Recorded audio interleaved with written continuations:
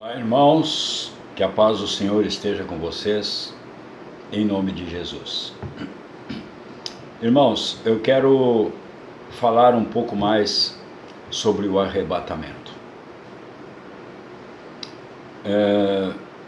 Não que o arrebatamento tenha a ver com o Evangelho da Salvação. É um evento que acontecerá, mas a salvação é a salvação. E para quem é salvo, o que importa é ser salvo. A coisa mais importante que nós temos que conseguir nesta vida é a nossa salvação. Então, se o arrebatamento vai ser antes da grande tribulação, durante a grande tribulação ou após a grande tribulação, é uma questão que acaba sendo motivo para divisões entre os evangélicos, né? Então muitos têm opiniões baseadas nas suas convicções, baseados nas suas interpretações dos textos bíblicos, mas então tem essa divisão. Alguns têm uma opinião, outros têm outra opinião e outros têm uma terceira opinião. São três correntes de pensamentos a respeito de quando ocorrerá o arrebatamento da igreja. Se vai ser antes da grande tribulação, durante a grande tribulação ou após a grande tribulação. Então eu pretendo fazer uma sequência de vídeos, que o estudo que me chegou às mãos é bastante extenso. Então eu já falei a respeito do arrebatamento, mas à medida que o tempo vai passando, que a gente vai lendo, que a gente vai pesquisando, que a gente vai assistindo opiniões de pregadores, de estudiosos das Escrituras, a gente vai aprimorando os nossos conhecimentos em relação aos mais diversos assuntos da Palavra de Deus.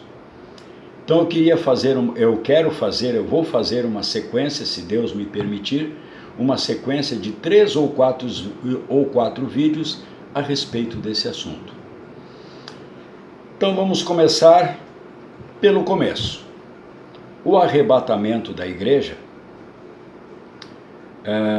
diz respeito a todos os crentes sendo levados para o céu, os ressuscitados junto com os que estiverem vivos naquela hora, na hora do arrebatamento.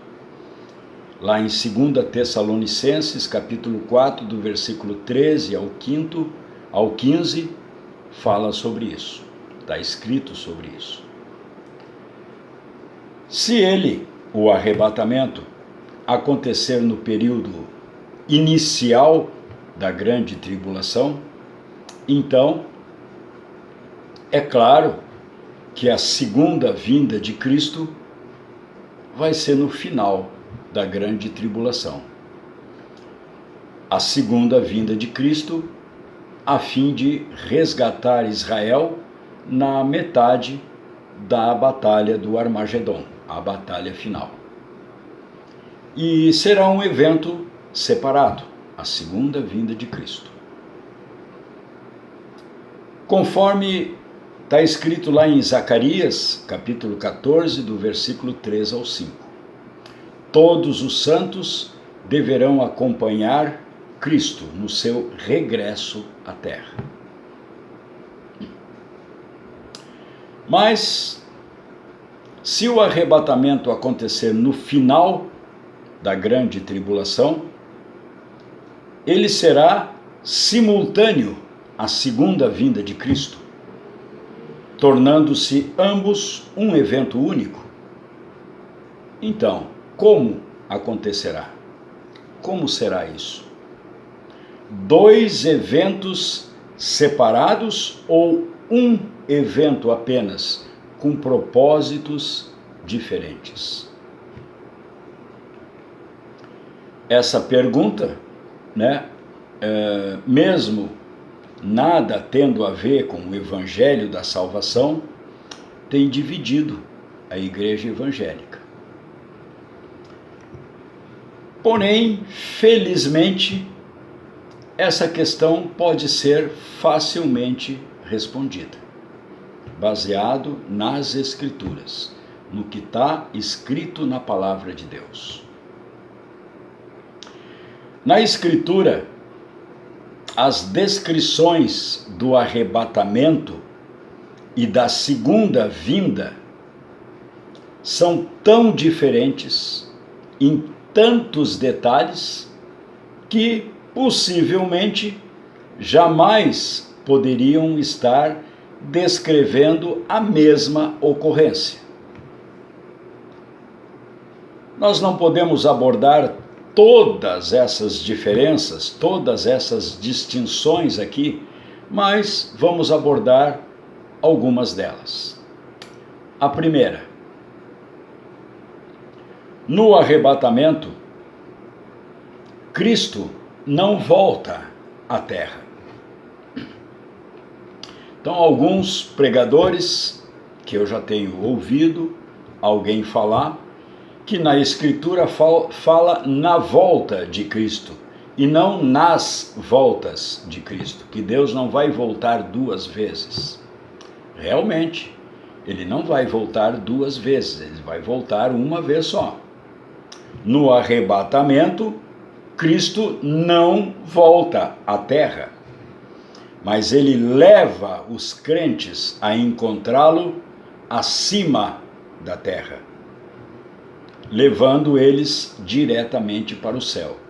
Segundo João, capítulo 14, versículo 3, e 1 Tessalonicenses, capítulo 4, versículo 17. Em 1 João, capítulo 14, versículo 3, diz assim: E quando eu for e vos preparar lugar, virei outra vez, e vos levarei para mim mesmo, para que onde eu estiver, estejais vós também. E em 1 Tessalonicenses, capítulo 4, 17, está escrito assim: Depois nós, os que ficarmos vivos, seremos arrebatados, juntamente com eles, nas nuvens, a encontrar o Senhor nos ares. E assim estaremos sempre com o Senhor. Ou seja, irmão, ou seja, minha irmã, Jesus não vai descer à terra, ele vai nos esperar nos ares. E em contraste com a segunda vinda, na segunda vinda, Cristo retorna à terra, a esta terra, para governar Israel e o mundo inteiro, a partir do trono de Davi, em Jerusalém, conforme está escrito lá em Zacarias, capítulo 14, versículo 4. E naquele dia estarão os seus pés sobre o Monte das Oliveiras, que está defronte de Jerusalém, para o Oriente. E o Monte das Oliveiras será fendido pelo meio, para o Oriente e para o Ocidente. E haverá um vale muito grande.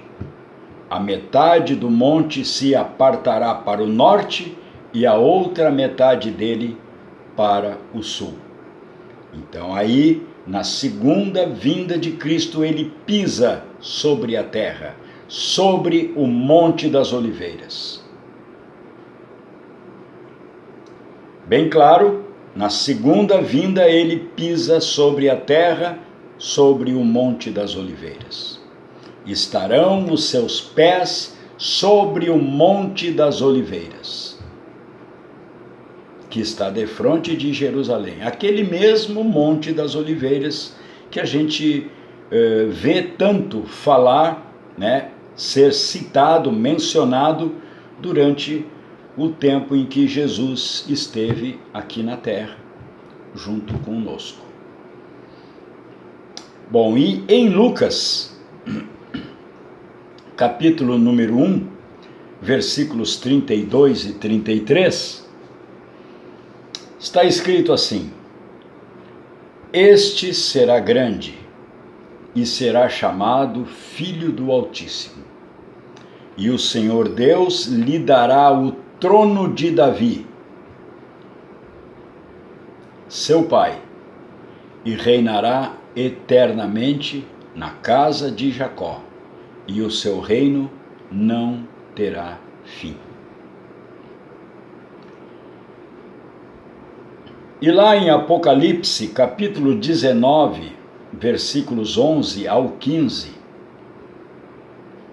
João descreve assim: e vi o céu aberto, e eis um cavalo branco, e o que estava sentado sobre ele chama-se Fiel e Verdadeiro, e julga e peleja com justiça, e da sua boca saía uma aguda espada, para ferir com ela as nações. E ele as regerá com vara de ferro, e ele mesmo é o que pisa o lagar do vinho do furor e da ira do Deus Todo-Poderoso. Jesus.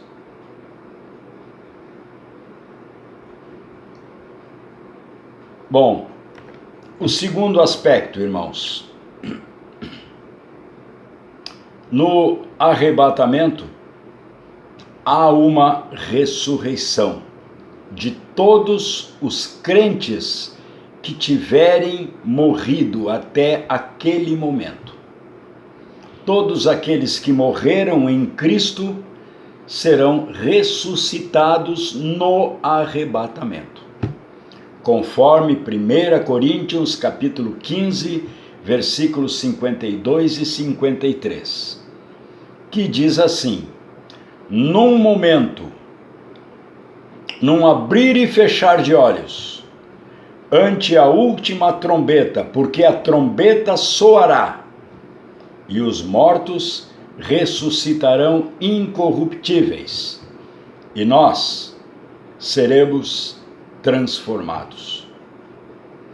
Porque convém que isto que é corruptível se revista da incorruptibilidade, e que isto que é mortal se revista da imortalidade. Nós seremos transformados num corpo glorioso, num corpo incorruptível, num corpo imortal. Os mortos ressuscitarão já com esse corpo, e nós, os que estivermos vivos, seremos transformados.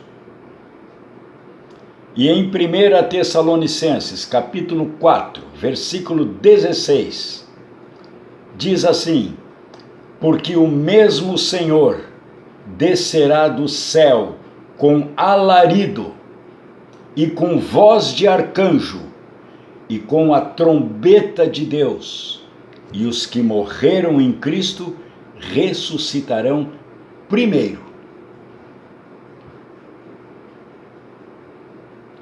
E aí tem o contraste com a segunda vinda. Na segunda vinda, não haverá ressurreição, até que o anticristo seja derrotado, e ele e o falso profeta tenham sido lançados no lago de fogo, conforme Apocalipse 19, versículo 20. E a besta foi presa, e com ela o falso profeta, que diante dela fizera os sinais, com que enganou os que receberam o sinal da besta e adoraram a sua imagem. Estes dois foram lançados vivos no lago de fogo, que arde com enxofre. E Satanás tenha sido encerrado no abismo durante 1000 anos, conforme Apocalipse capítulo 20, do versículo 1 ao 3. E vi descer do céu um anjo, que tinha a chave do abismo, e uma grande cadeia na sua mão. Ele prendeu o dragão, a antiga serpente, que é o diabo e Satanás, e amarrou-o por 1000 anos. e lançou-o no abismo, e ali o encerrou, e pôs selo sobre ele, para que não mais engane as nações, até que os 1000 anos se acabem. E depois, importa que seja solto por um pouco de tempo. Nenhum destes eventos é remotamente relatado no arrebatamento dos crentes para o céu. Então, na primeira ressurreição, que vai acontecer no arrebatamento, é anunciado um só grupo, segundo Apocalipse 4 e 5. Terceiro aspecto.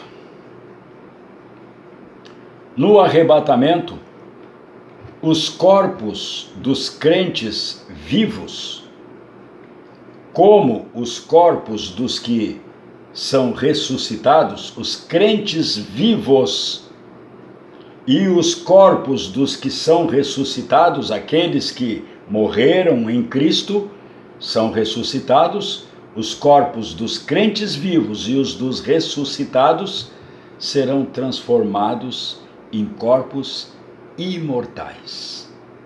Segundo 1 Coríntios, capítulo 15, 51 e 52. Eis aqui vos digo um mistério. Na verdade, nem todos dormiremos, mas todos seremos transformados. Num momento, num abrir e fechar de olhos, ante a última trombeta, porque a trombeta soará, e os mortos ressuscitarão incorruptíveis, e nós seremos transformados. E lá em 1 Tessalonicenses capítulo 4, versículo 17, depois nós, os que ficarmos vivos, seremos arrebatados juntamente com eles nas nuvens, a encontrar o Senhor nos ares, e assim estaremos sempre com o Senhor. Oh, glória a Deus! Aleluia! E em contraste com a segunda vinda, né, irmãos? Na segunda vinda de Cristo, todos os santos voltarão do céu com Ele e, portanto, já terão sido transformados em imortais. Segundo Zacarias, capítulo 14, versículo 5 e Apocalipse, capítulo 19, dos versículos 11 ao 15. Lá em Zacarias está escrito assim: então virá o Senhor meu Deus e todos os santos contigo. Todos os santos com ele. E em Apocalipse 19, 11 e 15. E vi o céu aberto, e eis um cavalo branco. E o que estava sentado sobre ele chama-se Fiel e Verdadeiro. E julga e peleja com justiça. E os seus olhos eram como chama de fogo, e sobre a sua cabeça havia muitos diademas, e tinha um nome escrito, que ninguém sabia, senão ele mesmo. E estava vestido de uma veste salpicada de sangue, e o nome pelo qual se chama é a Palavra de Deus. E seguiam-no os exércitos no céu em cavalos brancos, e vestidos de linho fino, branco e puro, e da sua boca saía uma espada aguda, uma aguda espada, para ferir com ela as nações. E ele as regerá com vara de ferro, e ele mesmo é o que pisa o lagar, do vinho do furor e da ira do Deus Todo-Poderoso. Aleluia, glória a Deus. Irmãos, ficamos por aqui nesse vídeo, para ele não ficar muito longo.